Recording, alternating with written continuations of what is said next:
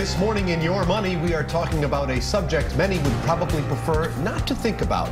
But as the years roll on, it becomes more and more important, writing a will. This morning, we have Kimberly McCarthy, Vice President and Chief Wealth Management, Tax and Benefits Officer for Washington Trust, here to explain this document more in detail. Good morning, Kimberly. Good morning. Great to have you here. Thanks. You know, I think when a lot of us hear this topic, we shy away, we avoid it a little bit because it is difficult when thinking about our own mortality. But Absolutely. certainly it's something that should be at the forefront of our thoughts, and certainly in pop culture in this day and age when we hear about celebrities, you know, the deaths of Prince and Aretha Franklin come to mind.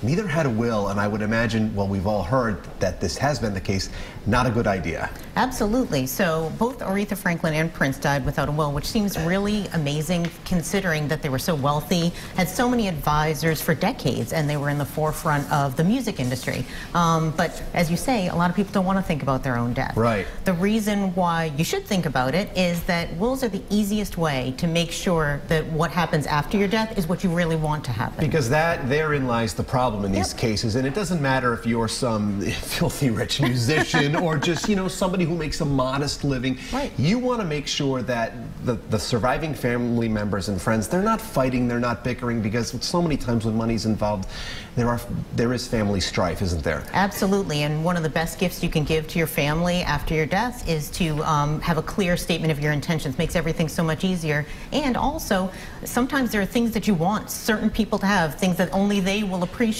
Yeah. So let's really get to the nuts and bolts then of what a will actually contains, because a lot of people in their avoidance may not know the facts. Yep. So a will is really easy to make first. Let's just say that. It's just a written statement of your intentions, who gets what and how it's distributed. It's easy to do. There's 2 signatures of people who aren't taking anything under the will. That's really it. It's very, very simple. And what does it contain?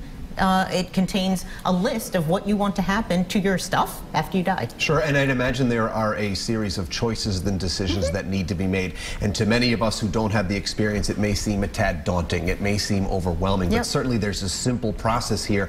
And you guys can help, different, you know, avenues can help people navigate this. Absolutely. I'm a lawyer. I understand people don't want to talk to lawyers. They think it's expensive, complicated, they make everything more difficult. In this case specifically for wills, that's not true. And let's talk potential costs of actually making a will. Is it going to set us back anything to actually make it? I mean, obviously there's a cost, but it's a very small cost. Of all the estate planning tools, it's the least expensive, fastest, and easiest. And it really, when it comes down to something like this, you alluded to it at the top of the segment here, it really is all about taking care of the family, taking care of those friends, because I think we want the memories that live on of the loved one who has passed to be positive and happy ones. You know, we want to look back fondly. We don't want to continue fighting and strife into the future. Absolutely. I mean, it's already an emotional time. There's grief, there's sadness. You don't want to leave folks with also having the tug of war as to who gets what. And lastly here, before we wrap, is there a certain age where we should start to think about it? Well, it's never too early, really. I actually had heard of a case of a young man who tragically died in a car accident.